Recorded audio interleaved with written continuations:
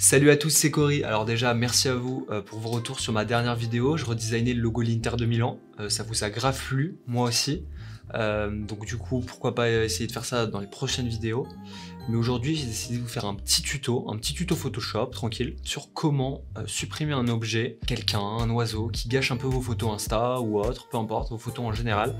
Donc bien sûr, faut avoir Photoshop, c'est la base, c'est un tuto Photoshop, donc t'as capté quoi. On va voir ça tout de suite, allez, on voit ça ensemble. Alors c'est un tuto assez court, parce qu'au final, c'est vraiment supprimer, pas quelqu'un, parce que ça fait un peu chelou de dire ça, mais supprimer un oiseau en vraiment 3 clics. Donc c'est vraiment super simple, on n'a pas besoin de passer 1000 ans sur Photoshop pour faire ces retouches, ça se fait en 3 clics, 1 minute 20. Donc du coup on se retrouve sur Photoshop. Je fais une petite photo de New York, ça devait être pendant le confinement vu le monde qu'il y a à Times Square. C'est bien parce que ça a vraiment montré l'objectif de ce tuto, c'est qu'en fait des fois des petits éléments comme des animaux ou autres, ça gâche vraiment des photos qui pourraient être belles. Du coup là par exemple, ces petites personnes juste ici, la photo elle pourrait être un peu plus sympa si elles n'y étaient pas. Du coup ce qu'on fait, c'est qu'on va pixeliser le calque. Du coup là maintenant je sélectionne ce que je veux tout simplement remplacer. Par exemple ce monsieur là, ou cette dame d'ailleurs. Du coup on fait ça. Après on fait clic droit, on fait remplir avec le contenu pris en compte.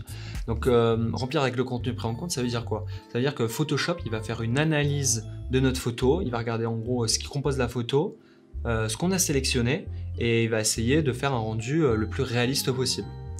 Donc remplir avec le contenu pris en compte, on fait OK. Et là on a un truc presque parfait.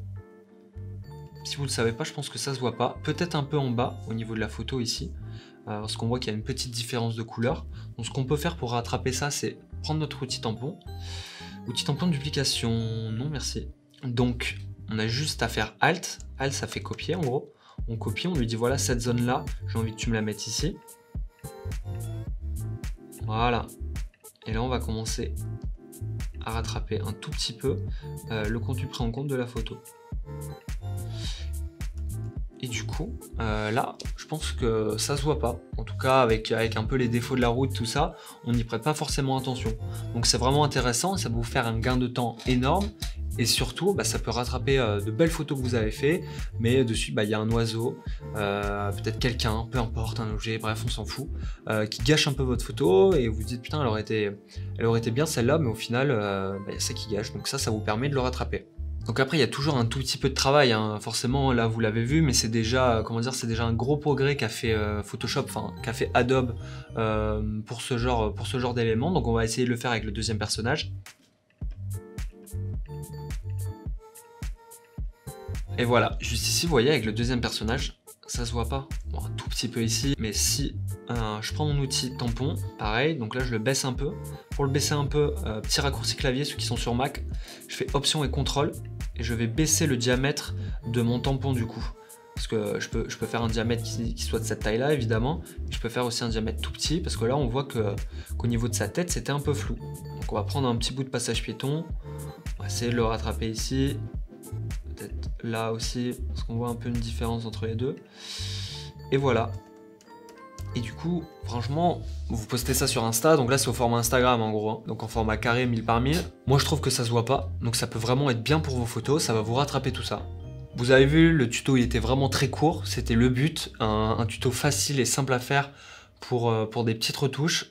Donc voilà, le tuto est fini. Après, vous avez juste à exporter la photo, et après vous la mettez sur Insta, bref, vous savez le faire. Du coup, si ce tuto t'a plu, n'hésite pas à t'abonner, à lâcher un like, ça me ferait grave plaisir, et plein de vidéos arrivent bientôt. Ciao!